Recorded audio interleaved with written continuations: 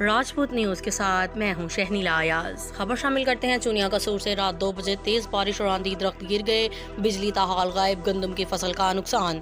तफसीलात के मुताबिक परसों से कसूर और गर्दनवा में वक्फे वक्फे से हल्की बारिश का सिलसिला जारी है। ताहम आज रात 2 बजे कसूर और गर्दनवा में तेज बारिश और आंधी चली, जिसके बेशतर मकामात पर दरख्त गिर गए और दुकानों के फ्लैक्स और तंबू वगैरह उठ गए और साथ ही गंदम की फसल भी लेट गई, जिससे गंदम की पैदावार में कमी का खदशा है। इस बाबत किसान हजरात सख्त परेशान हैं, क्योंकि खादों और दवाइयात का खर्चा काफी ज्यादा बढ़ चुका है। नीज रात से ही बेशतर मकामात पर बिजली बंद है। कई एक मकामात पर बिजली की तारें भी झूल रही हैं। अभी तक गहरे बादल हैं, जिससे बारिश का इम्कान अभी बाकी है।